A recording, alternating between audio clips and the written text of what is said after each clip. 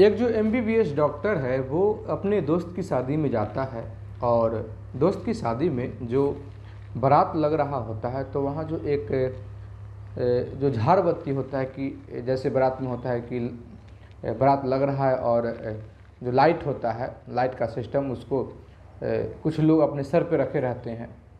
वो band party की तरफ से ही होता है। तो वही वो जो झाड़ बत्ती है उसी को अपने सर पे रखी एक लड़की से ऐसा नज़र मिलता है कि जो डॉक्टर साहब हैं पूरी तरीके से पागल हो जाते हैं। नमस्कार, प्रणाम। मैं दीपक कुमार यादव। कहानी के इस नए एपिसोड में आप सभी का बहुत बहुत स्वागत है। वीडियो देखने से पहले थोड़ा सा वीडियो को लाइक कर दीजिए और अभी तक अगर आपने हमारे इस चैनल को सब्सक्राइब नहीं किया है तो चैनल को सब्सक्राइब कर दीजिए। दोस्तों, यह घटना है बिहार के पटना ज़िले का, जहाँ की एक शादी समारोह था। शादी जो था वो था जो विवाह भवन होता है, मैरिज हॉल में शादी था। और शादी एक हाई क्लास फैमिली का था। मतलब कि आप कहिए कि जो लड़का है वो स्टेशन मास्टर है रेलवे का और जो लड़की है वो वकील बन चुकी है और शायद वो जज की तैयारी कर रही है। शायद एक दो बार वो एग्ज़ाम भी दी है। लड़की के पिता भी जो है वो पहले से जज हैं। तो एक हाई क्लास फैमिली में ये रिश्ता हो रहा था, शादी हो रहा था। तो लड़के का जो भी दोस्त था सभी हाई क्लास का ही था। कोई इंस्पेक्टर है तो कोई कुछ है तो कोई कुछ है, कुछ को डॉक्टर है। तो उस शादी में बड़े बड़े लोग होते हैं और लड़के का दोस्त भी होता है। तो उसी दोस्तों में एक संजीव होता है जो कि एमबीबीएस डॉक्टर है। पटना के सरकारी अस्पताल में वो सेवा दे रहा है और प्राइवेट से भी उसका एक अपना हॉस्पिटल है। शादी नहीं हुई है, शादी की बात चल रही है और शादी जो है एक डॉक्टर ही लड़की है, उससे उसकी शादी होने वाली है। मतलब ज़्यादा कुछ फिक्स नहीं हुआ लेकिन बात चल गया है, लेकिन लगता है कि वहाँ शादी फिक्स हो जाएगा, संजीव का भी शादी वहाँ हो जाएगा। अब क्या होता है कि दरवाज़ा लग रहा है, बैंड बज रहा है, बाराती जो है नाच कर रहे हैं, डांस कर रहे हैं। तो उसमें जो झाड़ बत्ती होता है वो 6 झाड़ बत्ती था। उसमें से कि 3 झाड़ बत्ती जो था वो लड़का के सर पे था। 15-16 वर्ष का लड़का था, उसके सर पे था। और 2 जो झाड़ बत्ती था एक महिला के सर पे था और फिर एक जो झाड़ बत्ती था वो 22 से 23 साल की लड़की जिसका कि नाम सपना होता है उसके सर पे था। दरवाज़ा लग रहा है, संजीव भी अपना डांस कर रहा है क्योंकि दोस्त का शादी है। डांस करते करते चूँकि जो लाइट वाला होता है, झाड़ बत्ती वाला होता है, वो बैंड के इर्द गिर्द ही होता है, ज़्यादा दूर पे नहीं होता है, इर्द गिर्द ही होता है, क्योंकि उसमें भी लाइट लगा होता है। अब संजीव जो है वो डांस कर रहा होता है, लेकिन डांस करते करते इसका जो नज़र है इस लड़की पे जाता है। लड़की जो है पूरी तरीके से पसीना में भीगी हुई है। पूरा जो सर से जो पूरा चेहरा उससे पसीना का बूंद है। शरीर भी लगभग आधा भीग चुका है। जो कपड़ा है, सूट सलवार पहनी हुई थी, तो वो भी लगभग पसीना से भीग चुका है। संजीव है जो कुछ समय तक देखता है और संजीव को लड़की इतनी अच्छी लगती है कि देखता चला जाता है। बहुत समय तक देखने के बाद सभी तो बराती डांस कर रहे हैं लेकिन ये साइड में खड़ा होकर देखने लगता है। और धीरे धीरे बराती तो आगे बढ़ रहा था, लड़की भी इधर आ रही थी, लेकिन ये थोड़ा रुका रहता है और लड़की जो थी बिल्कुल करीब आ गई थी। तो इतना पसीना देखने के बाद लड़की थोड़ा परेशान लगती है। अब कई बार वो जो लड़की थी, सपना थी, वो अपने साथी से पानी का इशारा कर चुकी थी कि पानी ला, प्यास लगा हुआ है। तो वो इशारा दे रहे थे कि रुक जाओ, थोड़ा देर में पानी की व्यवस्था करते हैं। ये इशारा जो था संजीव देख लेता है। तो संजीव जाता है और एक बोतल लेता है पानी का, क्योंकि वहाँ व्यवस्था था बाराती और के लिए बोतल का पानी का।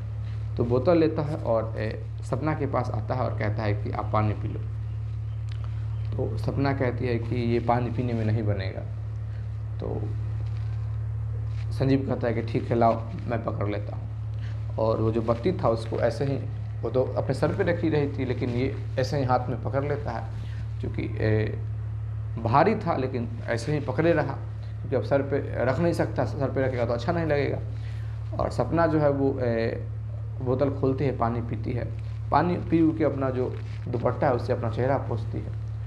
और इतना ही देर में जो संजीव है पूरा पसीना से लथपथ हो गया था, वो बर्दाश्त इससे नहीं हो रहा था। तो सपना जो है वो फिर वो बत्ती अपने सर पे ले लेती है। संजीव इतना ही देर में पूरा परेशान हो गया था, हाफने लगता है और फिर साइड में जाके बैठ जाता है। बात वैसे लग रहा है और साइड में जाके बैठ जाता है।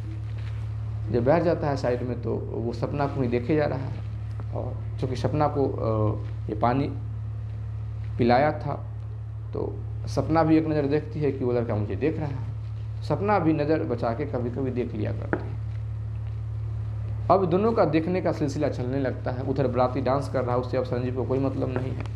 संजीव और सपना को देखे ही जा रहा है और सपना भी अब संजीव को देखे ही जा रही थी। लगभग 2 घंटा तक ये सिलसिला चला, लेकिन 2 घंटा के बाद ये जो बराती था वो अब विवाह जहाँ भवन था वहाँ पहुँचने वाला था। बस अब 10 मिनट में वो पहुँच जाता वहाँ, फिर ये बैंड बाजा बंद हो जाता और ये इसको लौटना था, वहाँ से लौट जाता ये खाना वाना खा के।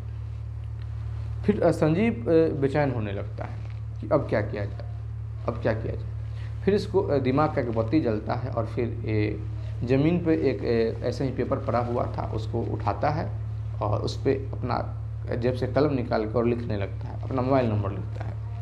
नंबर लिखता है तो चूँकि लड़की जो सपना थी वो देख रही होती है कि संजीव जो है नंबर लिख रहा है, तो उसको भी थोड़ा हंसी आ जाता है, क्योंकि पेपर उठाया था तो सपना की तरफ देख के ही उठाया था और लिख भी रहा था, तो ये जना के लिख रहा था कि मैं नंबर लिख रहा हूँ। संजीव जाता है और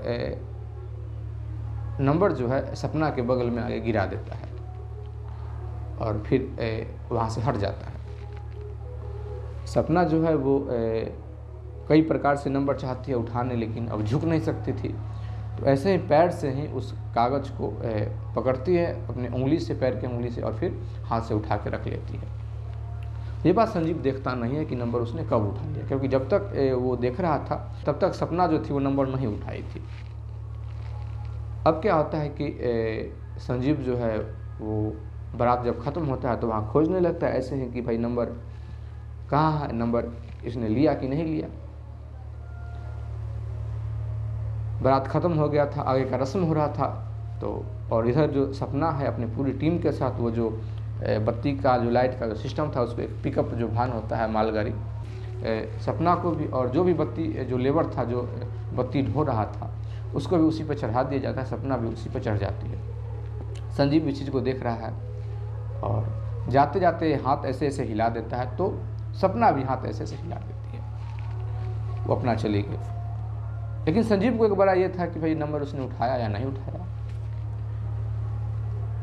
पूरा जो रात है शादी होता है, संजीव वहीं पे मरबा जो होता है मंडप, शादी का मंडप बगल में बैठा रहता है, लेकिन बार बार अपना मोबाइल निकाल के देखता है कि शायद कोई मैसेज आ जाए, कोई कॉल आ जाए नया नंबर से, लेकिन ऐसा कुछ भी नहीं होता है। संजीव को पूरा लग जाता है कि भाई उसने नंबर उठाया ही नहीं मेरा। अब क्या होता है कि जब सुबह 7:30 बजता है तो इसके मोबाइल पर एक कॉल आता है।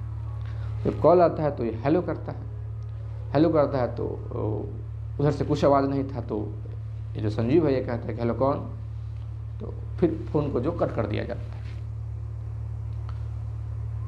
जब नया नंबर देखता है तो फिर इसका थोड़ा दिमाग का बत्ती जलता है, फिर इस इधर से कॉल कर देता है। जब इधर से कॉल करता है तो संजीव कहता है हेलो कौन, तो उधर से लड़की का आवाज़ आता है, क्योंकि वो कोई और नहीं थी, सपना ही थी। वो कहती है कि आपने नंबर दिया था। तो फिर संजीव वहाँ से बाहर निकल जाता है और फिर कहता है कि मुझे तो लगा कि आपने नंबर उठाया ही नहीं, मैं बहुत परेशान था। फिर दोनों में बातचीत होने लगता है कि सपना कहती है कि आप क्या करते हो वहाँ। संजीव कहता है कि मैं कैमरा मैन हूँ, कैमरा लेके आया हूँ। तो सपना कहती है कि आपके हाथ में तो कोई कैमरा नहीं था और आप कैमरा में नहीं लग रहे थे। तो संजीव कहता है कि बात ऐसा है कि शादी ब्याह में जब भी हम लोग जाते हैं तो एक पूरा बंठन के जाते हैं, ऐसा लगता नहीं है कि हम कैमरामैन हैं, और कैमरामैन ऐसे भी पर्सनैलिटी मेंटेन करके रखता है। तो सपना कहते हैं कि लेकिन आपके हाथ में कैमरा नहीं था। तो संजीव कहता है कि दरअसल मैं कैमरा नहीं चलाता हूँ, जब भी लाइट का आवश्यकता होता है तो मैं लाइट जलाता हूँ। तो चूँकि तुम चली गई थी उसके बाद मेरा काम लगा लाइट जलाने का, जो जयमाला स्टेजर होता है उस पर, चूँकि तुम्हें देखने के चक्कर में मैं अपना जो काम था किसी और के हाथ में सौंप रखा था। दोनों में बातचीत होने लगता है, आज बात होता है, कल बात होता है, परसों बात होता है, लगभग 10 दिन तक बात होता है। दोनों के बीच प्यार का जो था इजहार भी हो चुका था। सपना एक झोपड़ी में रहती थी। पिता जो सपना के थे थोड़ा बीमार रहते थे। पहले पिता जाते थे ये काम करने के लिए, लेकिन पिता बीमार थे तो चूँकि घर में सबसे बड़ी थी सपना इस चीज़ को अपना ली थी कि अब जो ही 400-500 रुपया हो जाता है, क्योंकि 400-500 रुपया बस वही 2 घंटे का मिल जाता था। ये सारा बात जो है सपना बताती है, अपना मजबूरी भी बताती है। संजीव भी अपना ऐसा ही मजबूरी बताता है। संजीव कहता है कि मैं तुमसे मिलना चाहता हूँ, एक दिन आओ चलते हैं, मिलते हैं। तो सपना तो पहले ऐसे ही मना करती है, लेकिन फिर सपना मान जाती है कि ठीक है मैं मिलूँगी। तो संजीव कहता है कि तुम एक सपना के घर के नज़दीक लगभग 3 किलोमीटर दूर एक ऑटो स्टैंड है, टेम्पो का स्टैंड है। संजीव कहता है कि तुम वहाँ आ जाना, मैं ऑटो से आऊँगा और तुम उसी ऑटो पे बैठ जाना, तो किसी को पता भी नहीं चलेगा। हम लोग फिर साथ में चलेंगे, होटल में खाना वाना खाएंगे। सपना इस चीज़ के राज़ी हो जाती है। सपना उस जगह पे पहुँच जाती है और कॉल करती है। तो संजीव कहता है कि मैं थोड़ी देर में आ रहा हूँ। लेकिन संजीव ऑलरेडी पहले से आ चुका था। वो स्टैंड के बगल में थोड़ा सा आगे उजले रंग के फॉर्च्यूनर में संजीव बैठा हुआ था और संजीव सपना को देखे ही जा रहा था। सपना कॉल करती है तो संजीव कहता है कि बस 10 मिनट में और जाम लग रहा है। इस प्रकार से घुमा रहा होता है। जब इंतज़ार करते करते सपना को आधा घंटा हो जाता है तो सपना गुस्सा हो जाती है और कहती है कि तुम्हें थोड़ा सा भी सेंस नहीं है कि एक लड़की खड़ी है, इंतज़ार कर रही है, लोग क्या सोचेंगे हमारे बारे में, और हम अपने घर से लगभग 2-3 किलोमीटर दूर खड़े हैं, ज़्यादा दूर भी नहीं है, कोई देख लेगा, क्या समझेगा।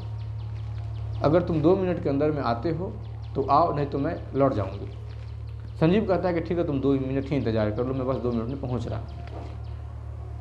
2 मिनट पूछता है, सपना फिर कॉल करती है और कहती है कि मैं अब लौट रही हूँ, घर जा रही हूँ, और सपना वास्तव में लौटने लगती है। संजीव कॉल करता है और कहता है कि तुम जा क्यों रही हो। तो सपना कहती है कि मैं अब नहीं रुकूंगी, और फिर मिलना होगा तो किसी और दिन मिलना, लेकिन आज अब हम नहीं रुकेंगे, इससे ज़्यादा हम इंतज़ार नहीं कर सकते। तो संजीव कहता है कि अरे मैं आ चुका हूँ, मैं वहीं पे खड़ा हूँ। तो सपना चारों ओर देखने लगती है कि कहाँ हो तुम, दिखाई तो नहीं दे रहे कहीं। तो संजीव कहता है कि एक कार लगा हुआ है, उसके करीब आ तुम। तो चूँकि कार तो लगा हुआ था, पहले से देख रही थी, तो उसके करीब सपना जाती है और इधर उधर देखने लगती है। फिर चूँकि फ़ोन पे ही है और सपना कहती है कहाँ हो तुम। तो इतने में ही कार का जो आगे का दरवाज़ा है, गेट है, वो खुलता है। जब गेट खुलता है तो ऐसे ही नॉर्मली सपना का नज़र जाता है। जब नज़र जाता है तो देखता है कि संजीव अंदर बैठा हुआ है। तो सपना कहते हैं कि तुम यहाँ क्या कर रहे हो, और थोड़ा मतलब लड़की का जो एक्टिंग होता है वो करने लगती है कि मतलब मैं कब से परेशान हूँ। और सपना पूछते कि गाड़ी किसकी है। तो संजीव कहता है कि चूँकि मैं जब वो काम नहीं होता है शादी विवाह का तो मैं गाड़ी चला लेता हूँ, ड्राइवरी कर लेता हूँ। सपना कहती है कि मैं इसमें नहीं बैठूँगी, चलना है तो ऑटो से चलो, टेम्पो से चलो। तो संजीव कहता है कि यार जल्दी से बैठ जाओ, ये जो गाड़ी है मुझे 2 घंटे के लिए मिला है, 2 घंटे ही हम इसी से घूम सकते हैं। फिर सपना बैठ जाती है। फिर दोनों में बातचीत होने लगता है। सपना ऐसे ही कहने लगती है कि भाई तुम लोगों का काम बहुत अच्छा है, क्योंकि गाड़ी में वो बैठी थी, फॉर्च्यूनर गाड़ी था, बहुत अच्छा लग रहा था, क्योंकि वो ऐसे चला देता है, गर्मी का दिन था, ऐसे चालू कर देता है। सपना को भी थोड़ी देर के लिए लगता है कि भाई मैं कोई चीज़ हूँ, मैं हूँ। सपना कहती है कि तुम लोगों का भी काम बहुत अच्छा है, क्योंकि पैसा भी मिल जाता है और फ्री फोकट में ऐशो आराम भी मिल जाता है, बहुत मज़ा आता होगा तुमको घूमने में। दोनों साथ में घूमते हैं। फिर संजीव कहता है कि चलते हैं होटल में खाना खाते हैं। सपना कहते हैं कि ठीक है चलो होटल में खाना खाना। लगभग 1.5 घंटा हो गया था। बहुत देर से सपना इंतज़ार भी कर रही थी, तो वास्तव में इसको भूख भी लग गया था। तो होटल में जाता है और खाना वाना खाता है। लेकिन जब बिल सपना को पता चलता है तो इसका दिमाग घूम जाता है, क्योंकि बिल ही आ गया था 6,500 का। अब सपना कुछ समझ नहीं पाती है, क्योंकि इतना तो सुनी थी कि शहर में बड़े बड़े होटल थे, महंगा महंगा होटल होता है। तो सपना कह देती है संजीव से कि इतना महंगा होटल में आने की क्या आवश्यकता है। तो संजीव ऐसे ही कह देता है कि यार तुमको भी तो पता चले कि इस रईस से पाला पड़ा है। तो इस पर दोनों हंसने लगते हैं और सपना कहती है कि आज लगता है कि तुम्हारा 1 महीने का तनख्वाह इसी में चला गया, ऐसे में तो तुम बर्बाद हो जाओगे, मुझे झेल नहीं पाओगे। दोनों में ऐसे बातचीत होने लगता है। तो फिर संजीव कहता है कि सुनो, ऐसा है कि मेरे सर में दर्द हो रहा है, कुछ थोड़ा चलते हैं हॉस्पिटल में, दिखा लेते हैं। तो सपना कहती है कि इतना खर्च करोगे तो सर में दर्द तो होगा ही, कि इतना दर्द के लिए हॉस्पिटल में जाने की क्या आवश्यकता है, एक टैबलेट ले लो, खा लो, ठीक हो जाएगा।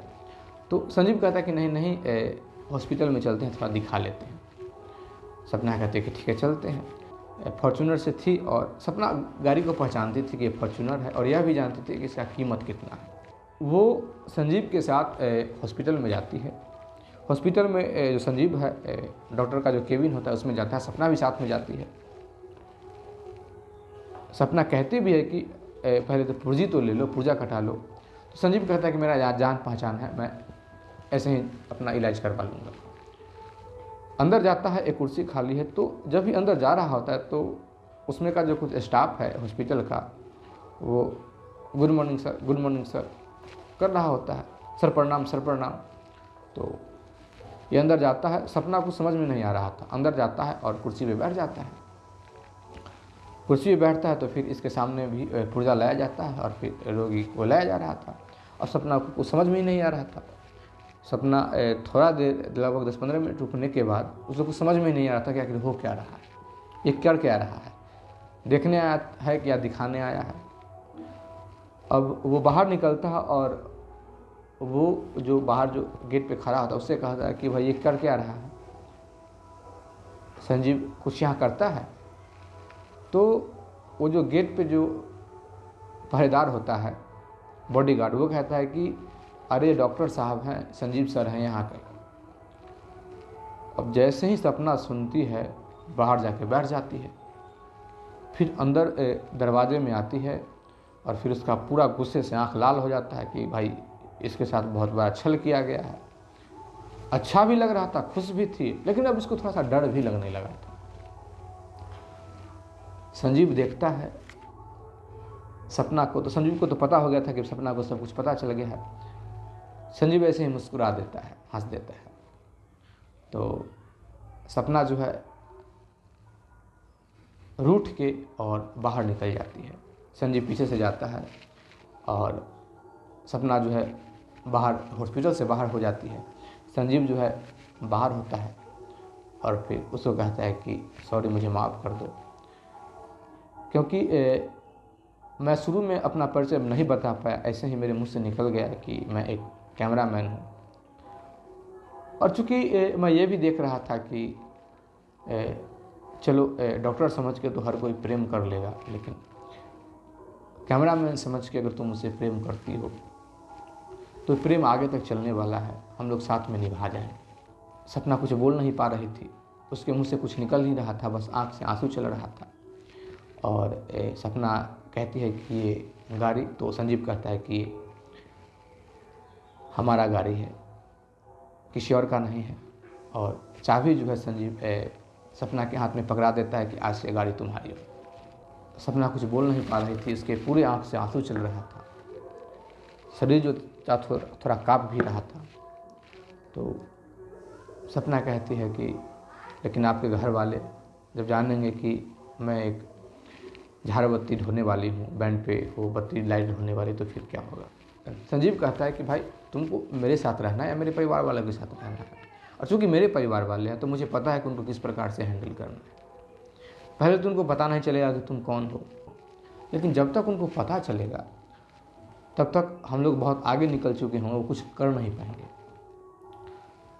संजीव करता क्या है कि अपना ड्यूटी पूरा करता है। सपना भी अंदर जाती है हॉस्पिटल में, डॉक्टर संजीव देख रहा है, सपना भी बगल में बैठी हुई है। वो भी बहुत खुश हो रही थी कि भाई अब मैं एक डॉक्टर की पत्नी बन चुकी है, डॉक्टरनी बन चुकी हूँ। संजीव कहता है कि मैं तुम्हारे घर पे आज ही जाऊँगा और तुम्हारे गार्जियन से बात करूँगा।